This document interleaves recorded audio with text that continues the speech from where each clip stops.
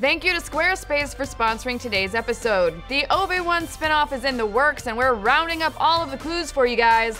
Yesterday, The Hollywood Reporter did some top-notch Hollywood reporting when they broke the news that director Stephen Daldry, best known for his work on Billy Elliot and The Hours, was in talks with Disney to helm an Obi Wan Kenobi standalone adventure. The film is still in the Padawan stages of development, but if the project were to move forward, Daldry would oversee the script writing process along with the top brass at Lucasfilm. Obi-Wan is, of course, one of the most beloved characters in the entire Star Wars canon, so it always seemed like just a matter of time before he got his own film.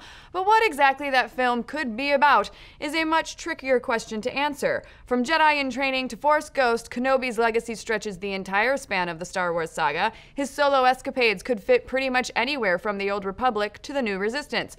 For instance, if Lucasfilm wanted to keep things current, they could do an Obi-Wan film set during the sequel trilogy where he's roaming the galaxy as a Force ghost. We already heard his voice in Rey's Force vision from The Force Awakens, so we know he's probably still out there, somewhere, in shiny blue translucent form.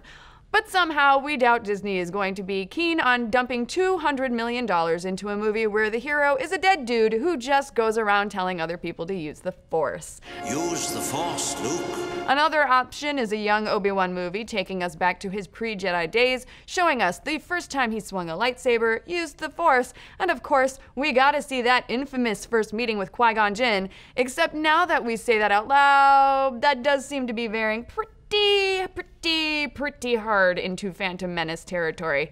Sure, the current crew at Lucasfilm will probably have the good sense to leave out the Gungans, but the point remains, we've already seen the Jedi Knight origin story from Anakin's perspective, and it might have been the dullest entry in the entire series. No need to rehash where there wasn't really a reason to hash it in the first place. So that pretty much leaves only one major section of Obi-Wan's life left to explore, the 19-year span between Revenge of the Sith and A New Hope. It's where all of the standalone stories have taken place so far, so it would make sense that Lucasfilm would continue this trend. And let's not forget that this is Star Wars after all. You probably want to set these spin-offs during the actual Star Wars, not during all the trade negotiations and Senate hearings that lead up to those wars. Ooh, prequel burn. But Jessica, you suck. I love the prequels.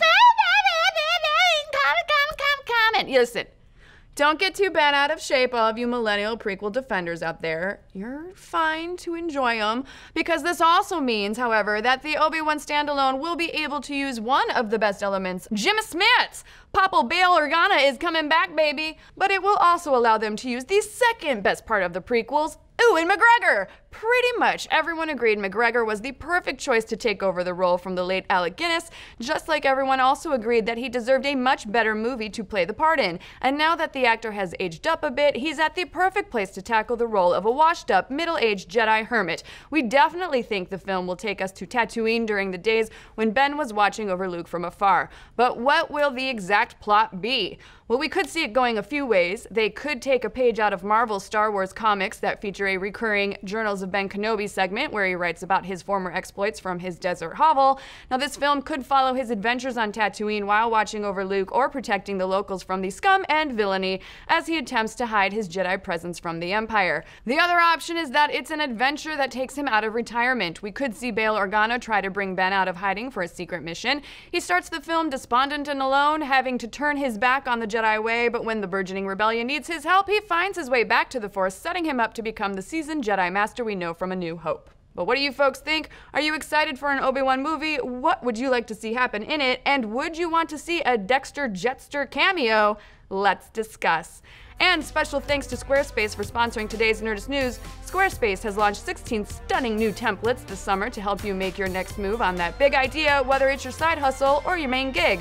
They make it easy to create an eye-catching website with their all-in-one platform where all your business needs are easily taken care of. Start your free trial today at squarespace.com and go to squarespace.com/nerdistnews to get 10% off of your first purchase.